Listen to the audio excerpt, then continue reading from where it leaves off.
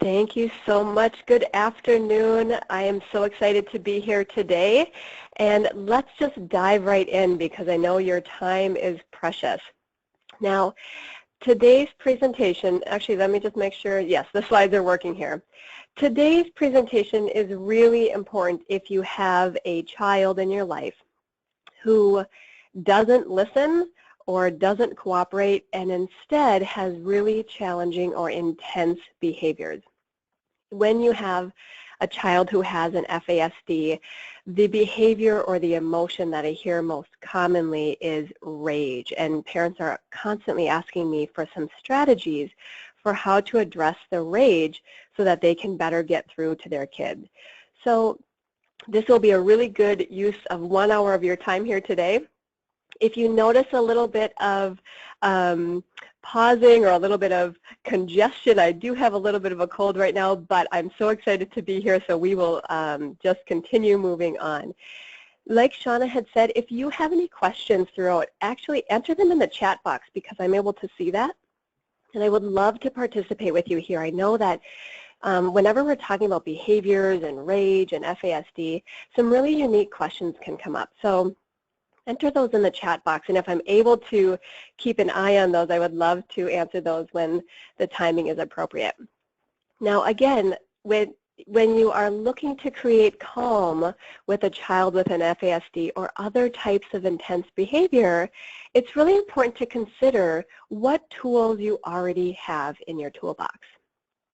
A lot of families don't realize that there's actually a different blueprint for kids who are more intense with their behaviors compared to neurotypical children or children who have a more harmonious and pleasing temperament.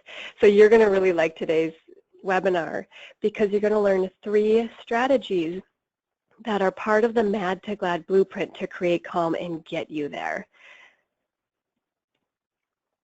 Now, I am really passionate about helping families with intense children, and our goal is to bring peace and love and acceptance into the home, into the classroom, into the therapy setting, because not only do these intense kids need strategies that are sometimes far from traditional strategies, but you need strategies so that you can be happy too.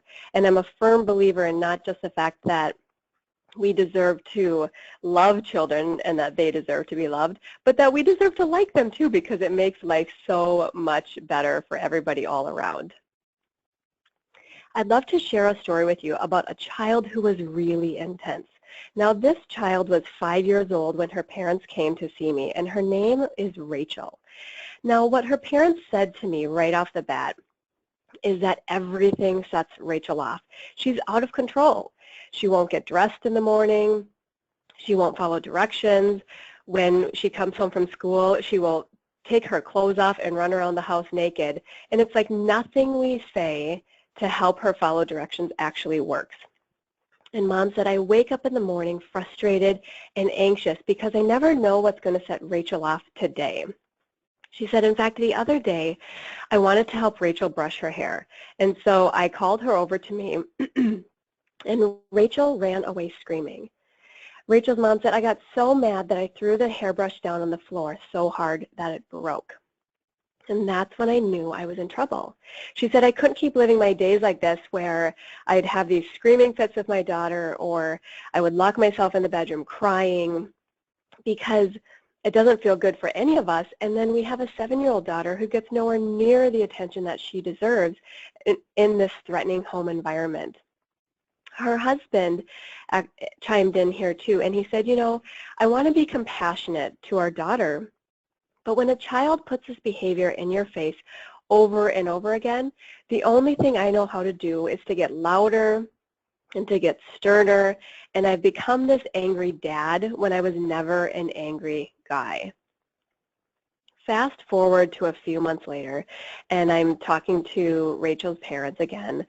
And they said, you know, Samantha, our life has changed over the last few months to the point where we feel like we're a relatively normal family. Sure, there's bumps in the road, but Rachel follows directions. She gets ready for school in the morning. Mom said, I wake up confident knowing that I have the right tools to parent this child no matter what situation arises.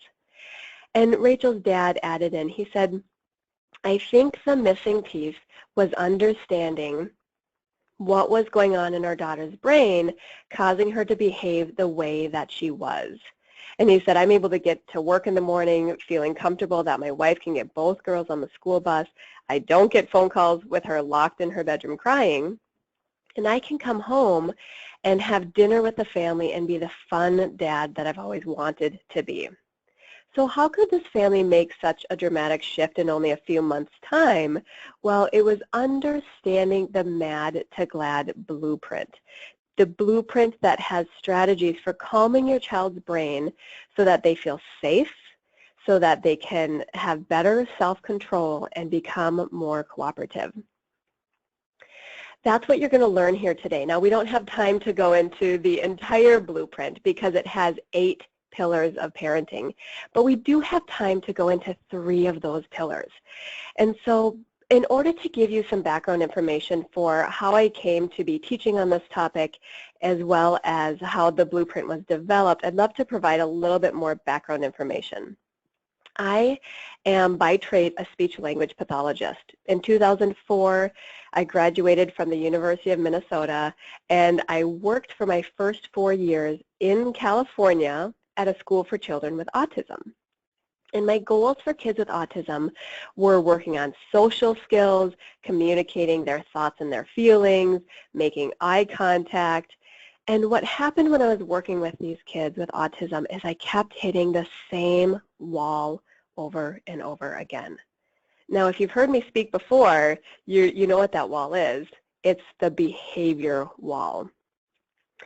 When I was working with these kids, I remember this one situation where I grabbed a child from the computer lab to come to my office, and he screamed the whole way. He was 8 years old. His name was Charlie, and he screamed horrible things like, I hate speech therapy, and I hate you, and I'm never going to come, and this is dumb, and all of these horrible things. And he dropped to his knees to lay down on the floor outside of the cafeteria, and we were 2 doors away from my office in full meltdown.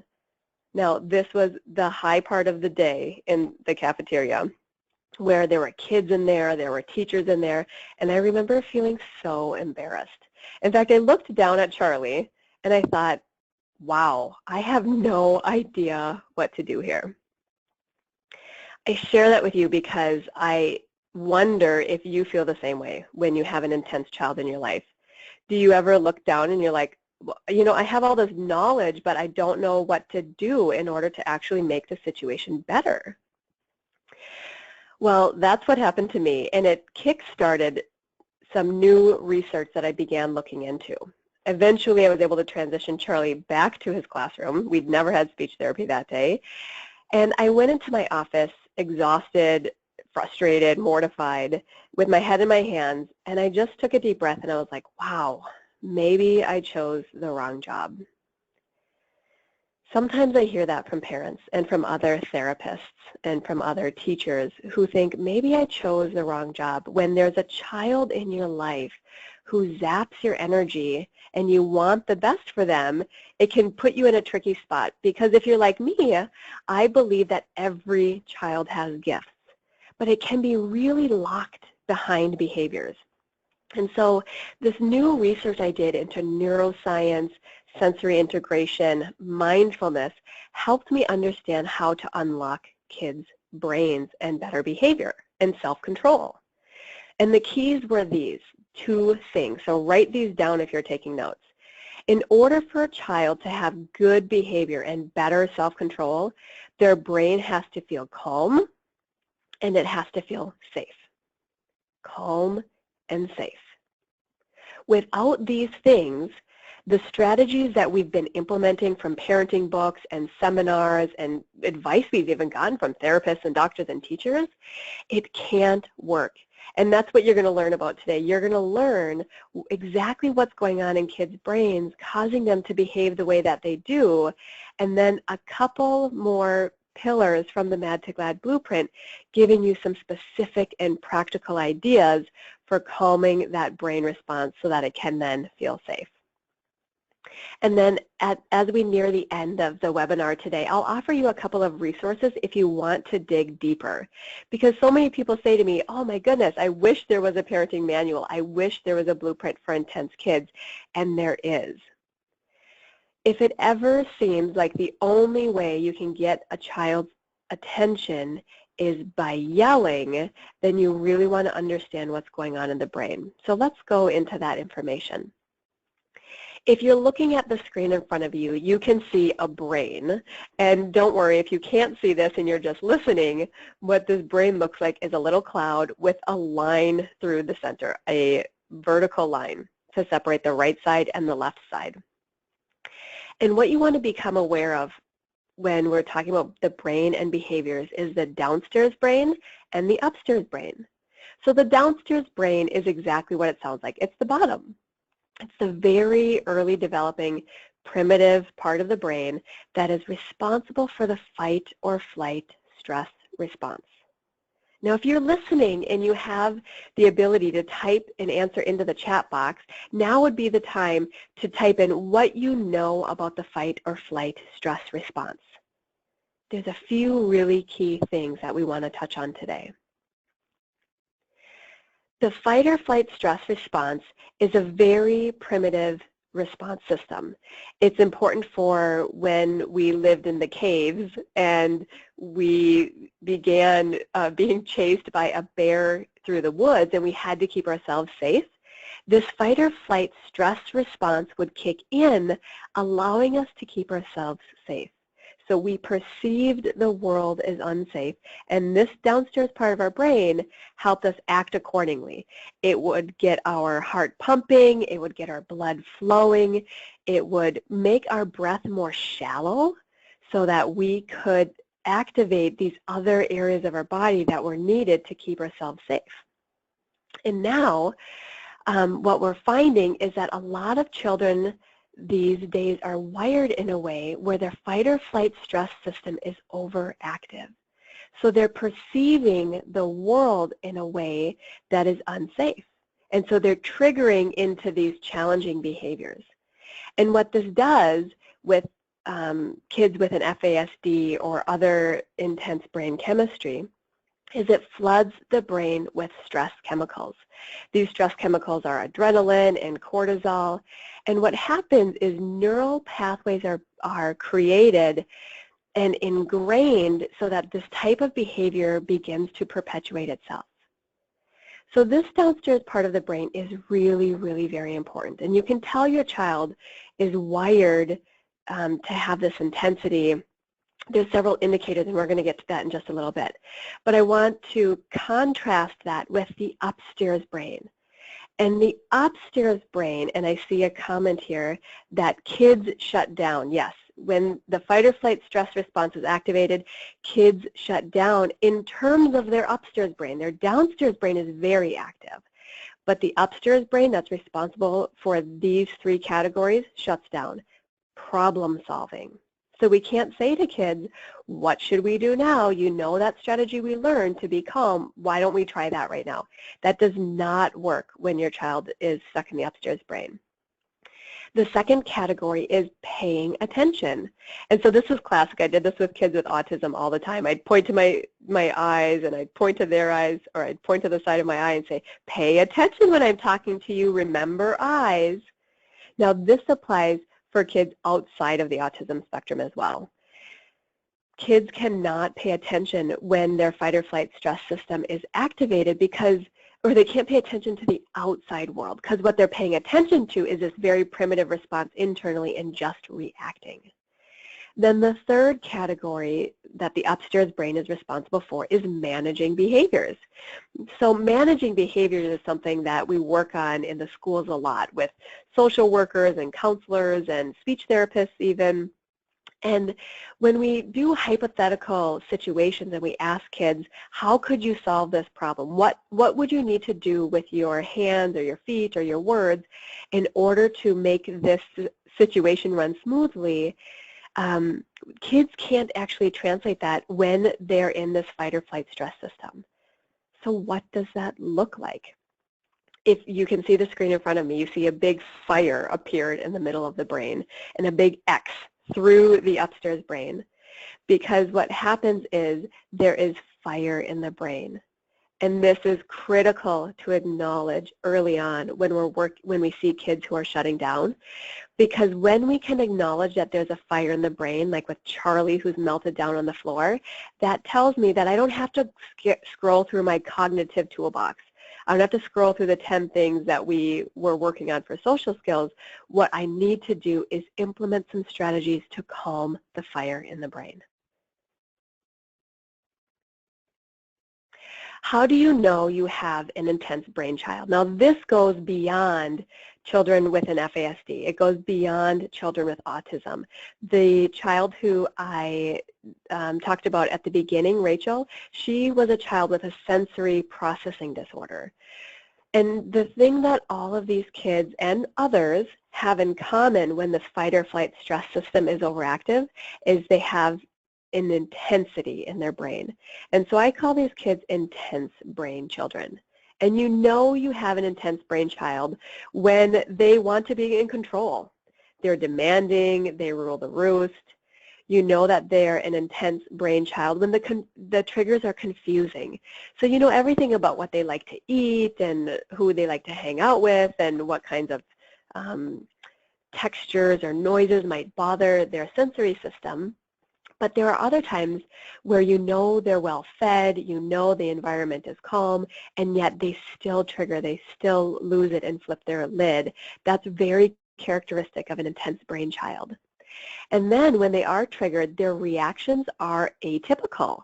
The reaction is often too high for the level of trigger. Sometimes the triggers can be very minor and the reaction is very major. Now we see this a lot in the FASD population, especially with the rages, which are a very major reaction, sometimes to minor events.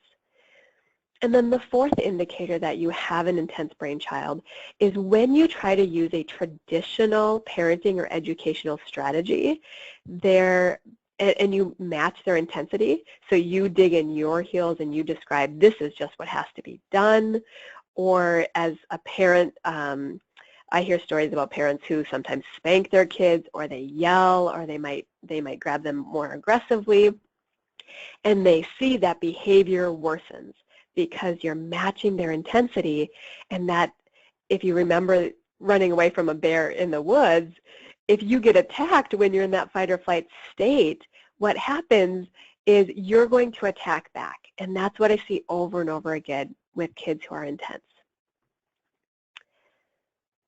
And so we want to gauge the emotional temperature when it comes to helping kids recover and develop self-control.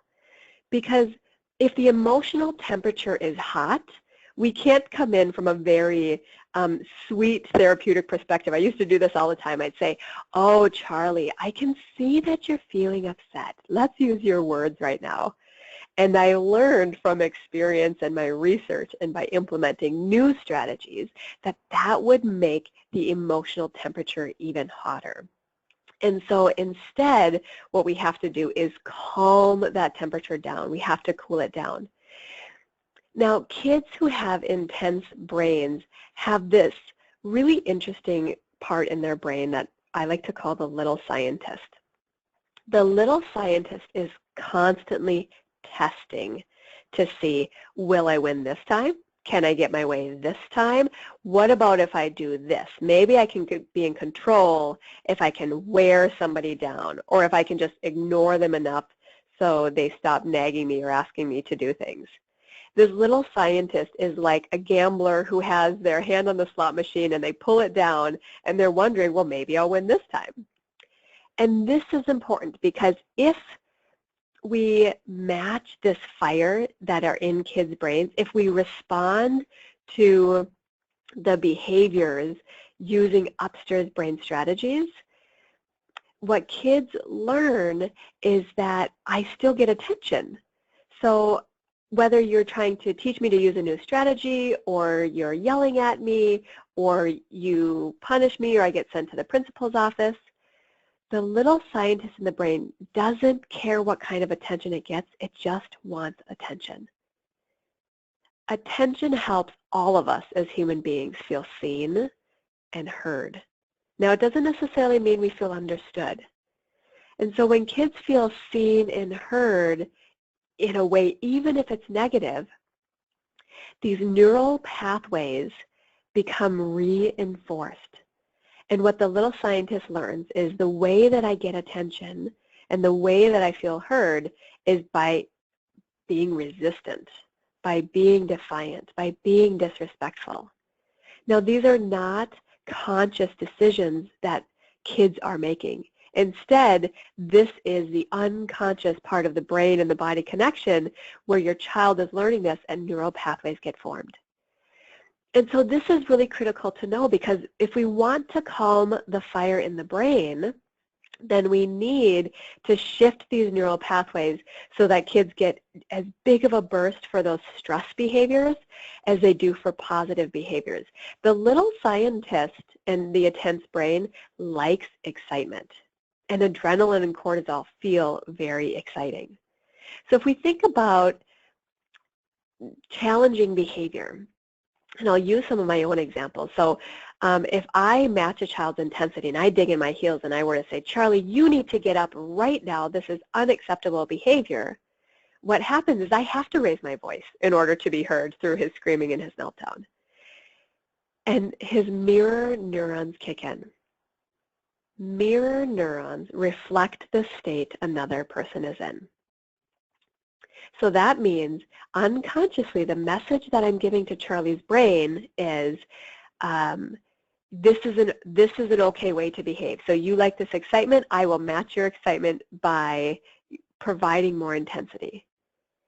And vice versa, when kids are triggered and they're in that fight or flight stress response, the mirror neurons in our brain trigger, and so we start feeling really stressed out. And that's where we, as adults whose brains are fully developed, have to take a deep breath, settle into our body, and we have to override that response. We have to be the external brain and the upstairs brain for ourselves and for our children, so that their mirror neurons have a chance to be modeled after calm behavior, after behavior that makes them feel safe. The first thing then that you want to consider if you're picturing an intense situation with your child is, do I match fire with fire? And everybody's fire can look different. But consider that. And if you're a tactile learner and you like writing things down, write the answer down. Do I match fire with fire? And in the chat box, if you're able to, write your answer. Do you match fire? How do you match fire with fire?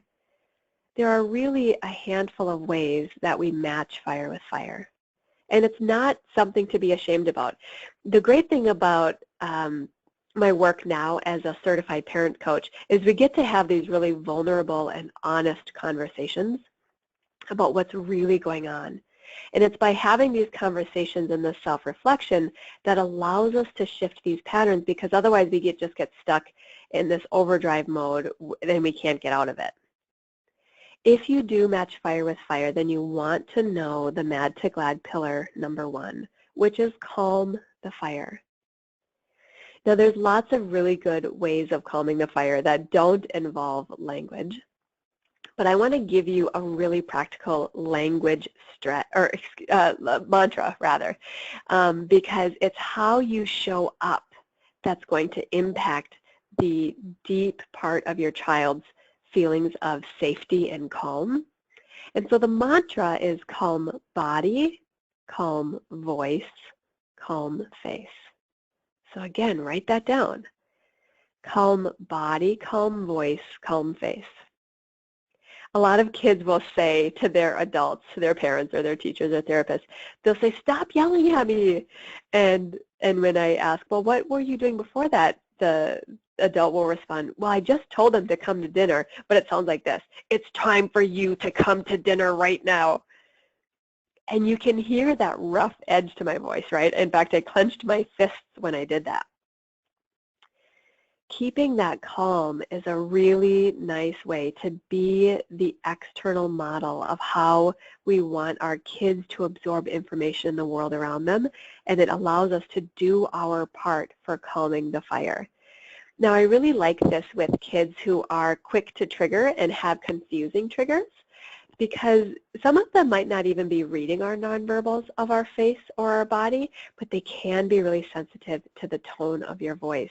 So depending what kind of special needs your child has or not, calm body, calm voice, calm face really runs the gamut for reminding you how to show up.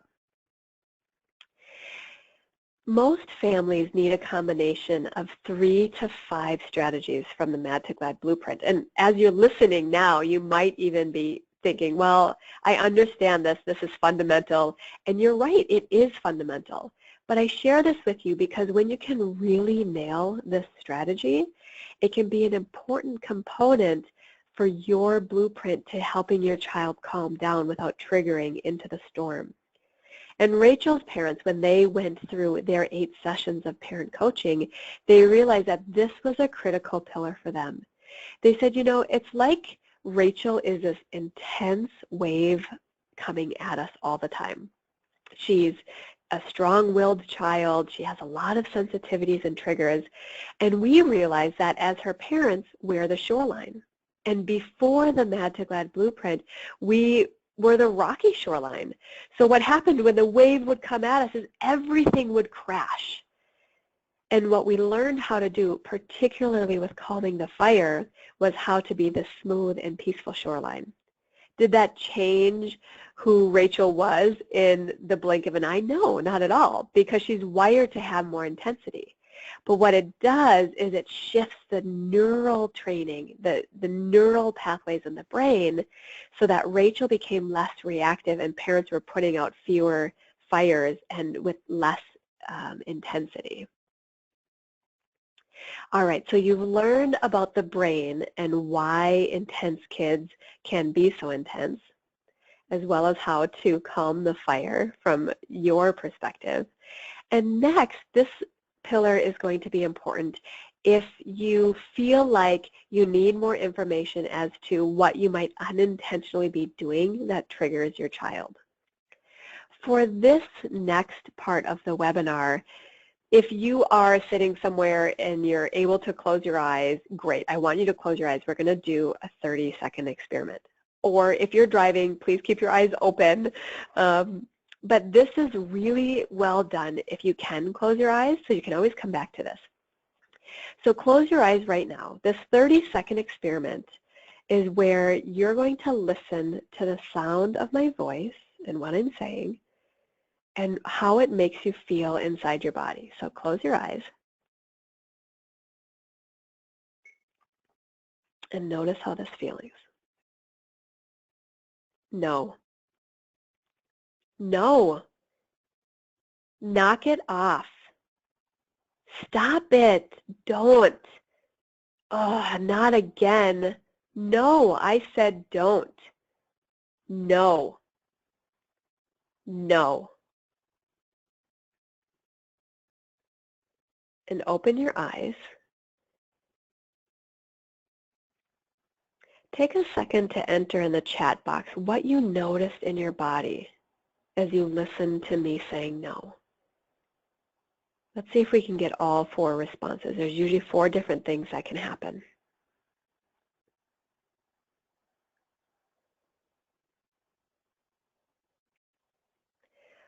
One of the common responses to this no experiment is tension. So you might have felt tension in your neck. You might have felt tension in your stomach. And this is a classic example of your fight or flight stress response sending signals from your brain into your body. So it's unconscious. You're not in trouble. You didn't do anything wrong. Of course, I'm not mad at you. And yet your body still responded with this tension. A second common reaction to this no experiment is a feeling of wilting or sadness. And oftentimes we see that with people who have a more harmonious temperament. So when you're more of a pleaser, it feels sad that you could be in trouble, or you kind of curl into yourself. Now, somebody entered in the chat box that what you notice tightening in your stomach. So this goes back to the tension. Yes. Yeah. So the tension in the stomach, we get kids who say, I can't go to school, my tummy hurts. And that's right. Kids feel like they're sick if they have a lot of this stress in their daily lives. It looks like Melissa said that you flinched. Yes, I apologize. I hope I didn't start too harshly. But kids will flinch when they hear no. Now, they don't actually flinch outwardly once they've been hearing no for a while, but they flinch inwardly, and it sends that stress cortisol throughout the body. It looks like Gina said you sat up straight and you felt uneasy. Yeah, that's right. So we've talked about tension, and we've talked about wilting or sadness. Now, the third response that I haven't seen come through yet, and I was hanging on to, is resistance or defiance. And so this happens to me where I feel like, oh yeah, you want to tell me what to do? This fight response really kicks in for me. So if that kicked in for you too, reply in the chat box. Oftentimes a lot of people notice that response. And we see that with our kids as well. And then the fourth response, and then we'll describe what exactly is going on and why we get stuck in this habit. The fourth response is a feeling of whatever, tune you out. I'm just not going to listen to you anymore. And I see this with kids who are young, where parents will say, you know, it's like nothing works when it comes to discipline or punishment. They just don't even care. And that's true. We see this a lot with teenagers as well, where they'll just tune us out, or they'll be like, whatever, and let it go over their heads. So those are 4 common responses. And let's talk about how we got stuck in this pattern in the first place. Just one moment. I'll take a sip of water.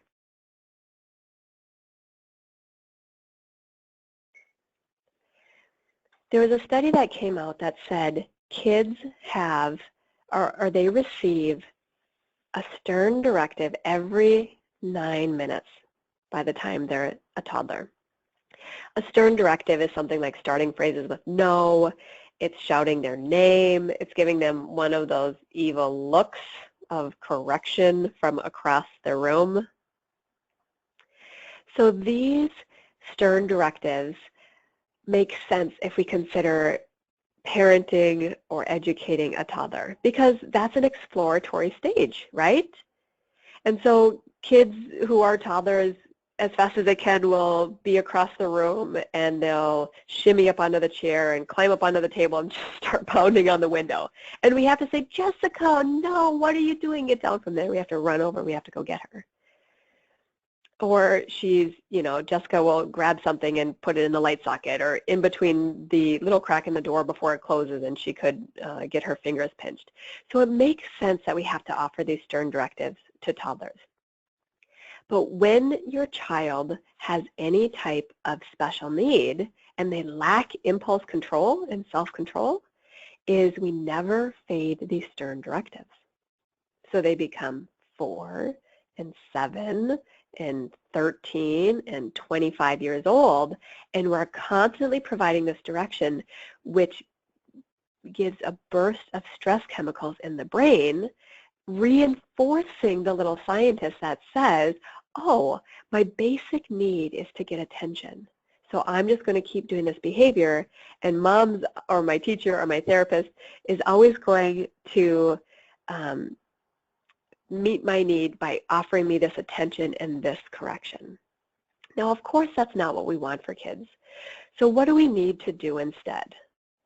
Well, if you've ever been to any sort of early childhood class, and knowing that these strategies you're learning today apply across the lifespan, you'll have heard about telling kids what to do rather than what not to do. So it's really common at the pool, instead of saying no running, where your kids only hear running and they keep going, it's really important to say something like time to walk, or walk here, or walk slowly.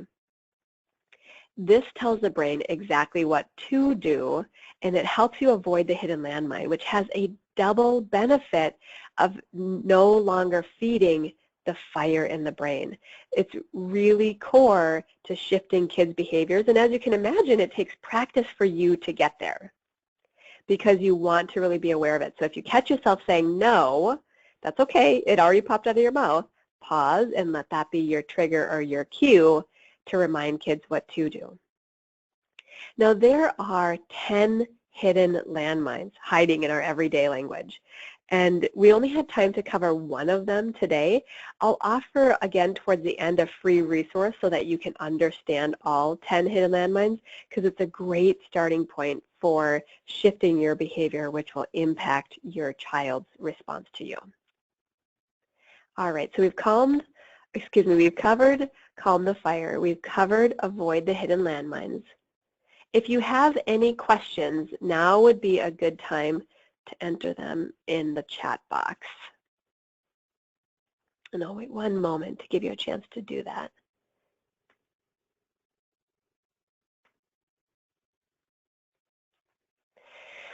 As you're entering your questions here, whether it's about calming the fire or hidden landmines or something else, I want to share a story about a mom who came to see me, and she had 2 preschool children, and she came in and she said, you know what, I am a type A personality where I need to follow the book, and it seems like I've read all of these parenting books, and yet when I go home and try them, there's this honeymoon period where my kids will listen for a few days, but then it wears off. And she said, my daughter will say to me, bad mommy, when I yell at her, and I need help. I can't fight with them every day, but I'm not sure how to shift this dynamic. Now, I understand that an example of a preschooler might be different for those of you who have a preteen or a teen or a young adult with an FAS. But I share that example because the thinking that we get into, no matter what type of child you have or what kind of special needs they have, can really be similar when you have an intense brain child. And what I know about parents and moms in particular is that they tend to be the information gatherers of the world. And so many families and therapists that work with intense kids that I come across say things like, well, I know what to do, or I know what I'm doing wrong. I think I just need to try harder. And I am here to say that you cannot will your way through your child's behavior. It's not about willpower. It's not about trying harder. So if something feels off in your dynamic with your child, it does not mean try harder. What it means is the strategies that you're using, they're not working for you. And I love the Dr. Phil would always say, like, well, how is that working for you? And I want to shed light on the fact that with intense kids, traditional strategies don't work, and we need to take a different approach, because that will allow us to feel free of guilt or frustration or that embarrassment that we're doing something wrong. Because we need to know what is going on causing kids to behave the way that they do, and oftentimes this information hasn't gotten out to parents in a way that's really understandable before. So let me look at the chat box here, because I see a couple of questions here. When I spoke about mirroring behavior, does body position play a factor? That is a really good question. I wish I could unmute your line and have a conversation, but I know that that's tricky. Body position can play a factor. I'll use one simple example, and there's really probably dozens that we could go through. But when you are a different height than your child, specifically if you're taller than them, just by virtue of being taller, that can trigger a stress response in their brain. It's one of the reasons in a lot of parenting literature you hear get down on your child's level, because it can trigger stress if you're bigger than them. The same thing is true if you have an older child who's bigger than you. You'll notice that, and I hear it all the time. You know, I'm afraid of what he's going to do. He's stronger now. He's bigger than me, and then emotions get high, and we know that they're not operating from the best self-aware part of their brain, which is the upstairs brain. And so, yes, body posture or body position definitely plays a factor in the mirror neurons. Another question that just came in from Suzanne is, what can I tell my daughter's school when they tell me she just needs more positive attention? Oh, goodness.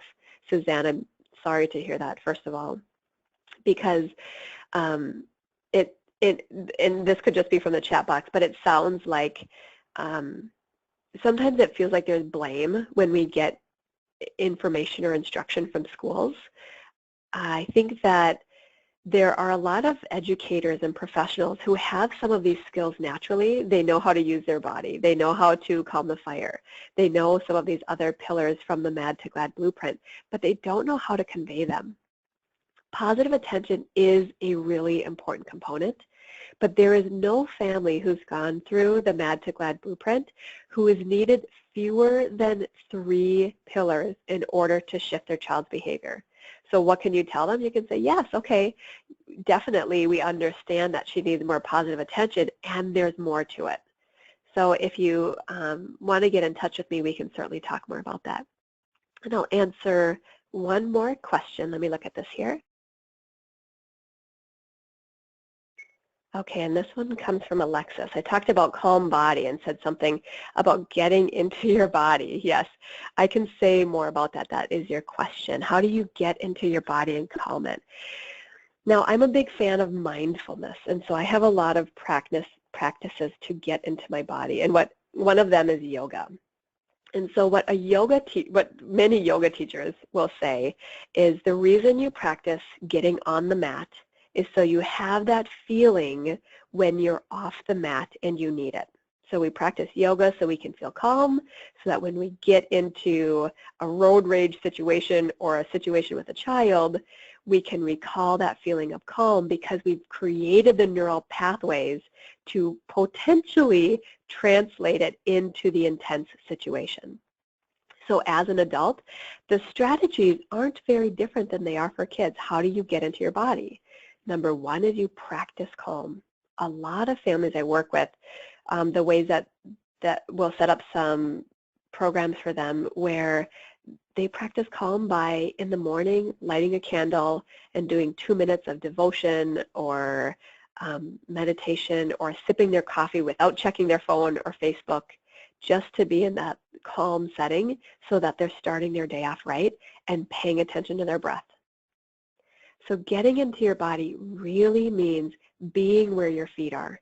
So you can, in the moment of stress, although I highly recommend practicing this outside stress moments, is you can have a quote on a Post-it note that reminds you to be where your feet are. Now that's something that I borrow from my good friend and colleague Kathy Flaminio, who teaches. She's the national director of Yoga Calm and resides in St. Paul, Minnesota, the same place that I practice out of. So being where your feet are and dropping down, feeling your feet, feeling your breath expand into your stomach is how you get into your body, and you just practice it over and over again. Great questions. Thank you, everybody. So to keep you on time, let's keep moving on into the third pillar. And this one is really important when there's a lot of emotional upset, and you feel like, wow, I just say the same things over and over again, and yet my child doesn't seem to absorb them. I really feel like we're stuck on the hamster wheel because nothing sinks in. This becomes a really important parenting pillar. For this one, we want to draw our attention back to the brain. So if you have drawn your own brain, and you can't see the one on the webinar here, I have an arrow pointing to the right side and the left side of your brain cloud. So with the brain, what we want to understand is the right side is responsible for emotions. Now kids from 0 to 3 almost exclusively perceive the world from their emotional brain. And then kids who are really stuck or intense, they also reside out of their emotional brain because they haven't successfully been able to integrate into their left brain. And their left brain, or our left brains, are responsible for logic and language. So what happens if you want to put a big X in the right side of the brain along with the word emotions, I suggest you do that now, is that when kids are stuck here, so we say things to them like, turn off the game and come and eat dinner, and they refuse. And we say, you need to turn off the game and come and eat because otherwise dinner will be cold and we'll get a late start for soccer and then we'll get stuck in that traffic jam. And when we get to soccer, your coach is going to say something about being late and you'll feel embarrassed. And then at the end of practice, you'll get in the car and you'll blame me and I just don't want to hear it. And you hear all of the logic and the language that I'm using in that example, right? Well, that does not work for kids because their brains aren't fully developed. And do you know how old we are when our brains are fully developed? We're 25 to 28 years old. And so that means if you have a 14-year-old, their brain is way far away from logic and language. But when we have verbal children, we use a lot of logic and language without recognizing at times that it's their emotional state that we need to speak to rather than giving them the reasons why. That's what keeps us stuck on the hamster wheel. So whenever you hear yourself saying because, that's your trigger, that's your cue. What I'm about to say is a why, and the why is worthless. Now, if you look at this chart again, you'll see that I put a big red C for children on the right side of the brain and the downstairs brain, and a big blue A in the upstairs brain and the left side of the brain, and you can do that now. And when you look at that, when you see where we're operating, adults versus children, what becomes immediately apparent? We're operating from completely different parts of the brain. We are not connecting with each other. So we need to build a bridge, and because our brains are fully developed, we have to be the ones to do that. And my favorite strategy to use is called emotional communication. Emotional communication is where you build this bridge by acknowledging your child's emotion. So you usually want to catch your child during a moment of mild to moderate upset, frustration, or irritation. Again, if you're taking notes, please write this down. Emotional communication is not to be used when your child's brain is on fire. If your child is already in the red zone, emotional communication will make it worse. That's where you need to use calm body, calm voice, calm face. And that's also why I'm giving you a variety of strategies today so that you can see how important it is to layer different ones in different moments. Emotional communication is where, you label a child's emotion and then you stop talking. So you might say something like, I'll use a story example from this family I worked with 11-year-old Devin. So Devin's mom and dad came to see me, and they said, Devin is just an angry kid. We're waiting until he turns 18 and moves out because nothing we've tried has worked for him. And I said, well, give me an example of Devin's anger. And they said, sure. Mom said, Devin was riding the school bus home with his sister Abby, and I decided to cook them a special meal because it was her last day of school, even though it was April. So this is an important detail. It was April. And when the meal was ready and they had a little time to play, I called them to the table, and of course Abby came and Devin didn't. So I called Devin again. I said, Devin, get in here, time to eat dinner. But he didn't listen. So I went into the living room and I said, turn off your game, please. It's time to eat dinner. And he said, I don't want to eat that. I want to order pizza. And Mom said, no, Devin, I spent 45 minutes making this. I know it's your favorite meal. Come and eat, please. And she said, things escalated and got worse because they started arguing. She said, I reached down at one point and put my hand on his arm to bring him into the kitchen, and he slumped on the couch, and he grabbed the control next to him, and he threw it across the room and put a hole in the door across the room. And I said, well, what happened next? And she said, well, I got really upset, and I started telling him, you can't do that because you know people are coming to see the house this weekend, and we're going to have hire a contractor to fix it, and contractors cost money, and you haven't been doing your chores, so you don't have an allowance, and it's got to come from somewhere. And you hear all of this logic and language setting in, right?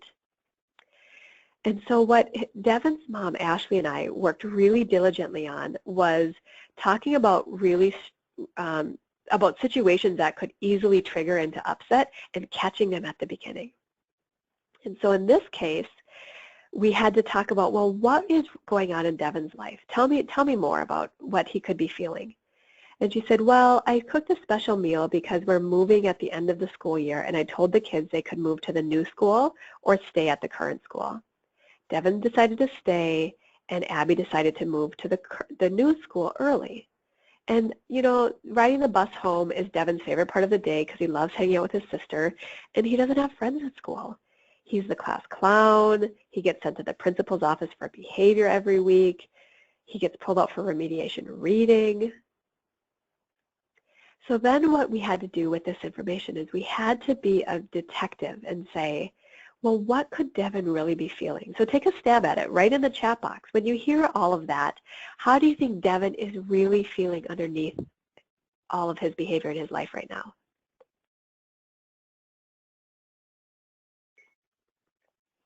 As I'm waiting for those to come through, I'll share a few. He could have felt sad. He could have felt abandoned. It could have been anger or fear or worry. What I see a lot with preteen and older boys is feeling hopeless and feeling helpless. Yeah, Melissa said too many changes, so it might feel unstable. It might feel scary. He feels loss. He feels grief. Thank you, Alexis. Yeah, so there's all these emotions. So now what Devin's mom does when they have these situations and she knows it could escalate really quickly is she goes in there and she says something like, hey, it's time for dinner. And he's like, I don't want dinner. And she says, I can see you're frustrated.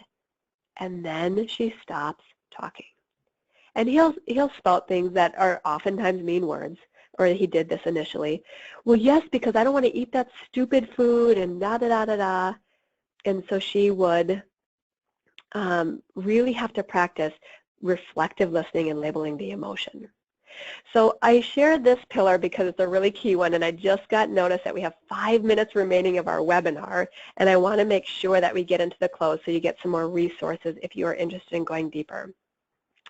So this pillar is all about diffusing the emotional bomb, and this is a way to stop the fire before it gets too high.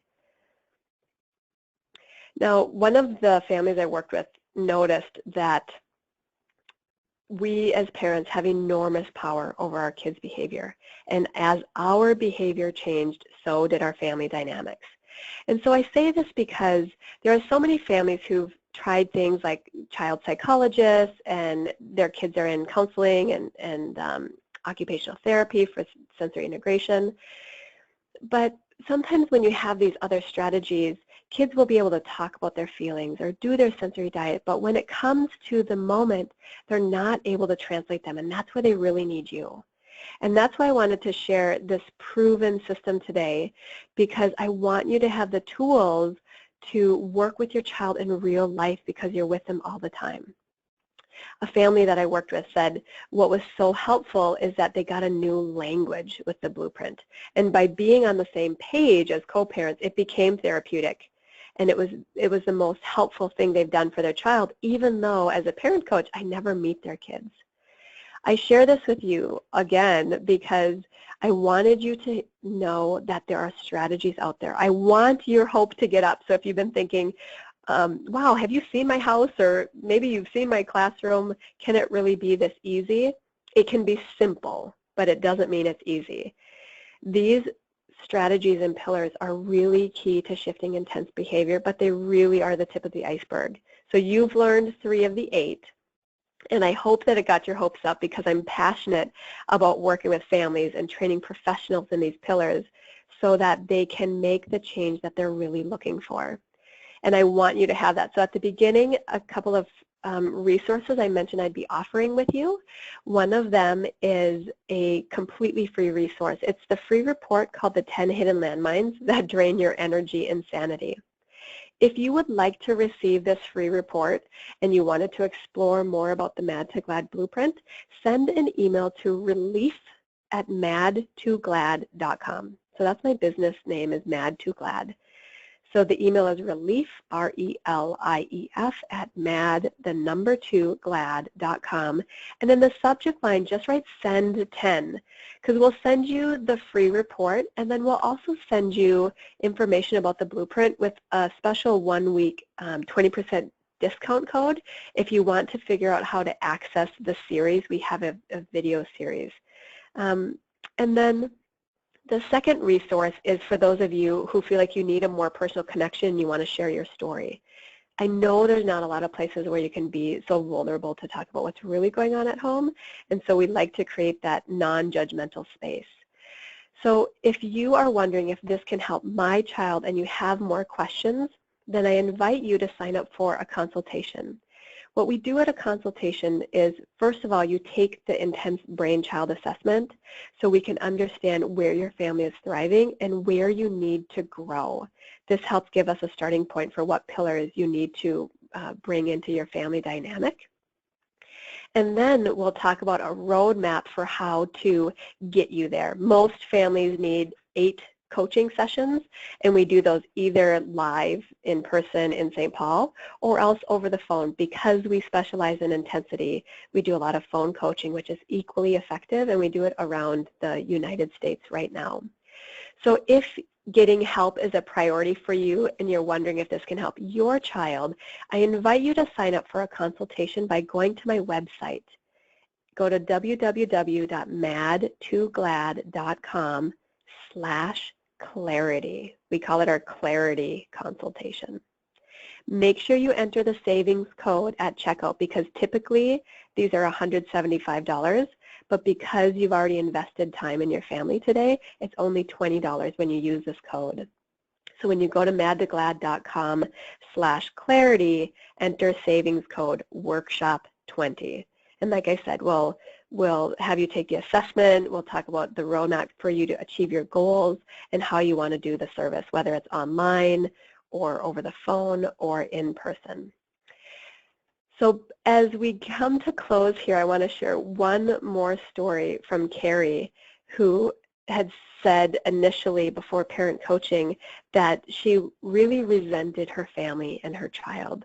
She said her daughter would lash out and her husband would yell in response, and things would spiral out of control. She said, at a time when the pieces of my life felt like they were floating away, Mad to Glad got us back on track. Not only did I get my family back, but I got my marriage back and my life back. Now I share this story with you because if you feel like, if you're wondering, is there hope, is there help, I want you to know that there's a lot of stories out there of families who are struggling, and there is hope and help. So I'll just end by sharing the Robert Frost quote. 2 roads diverged in a wood, and I took the one less traveled by. I encourage you to ask yourself, what road am I willing to take to get us where I want us to be? Thank you guys so much for investing.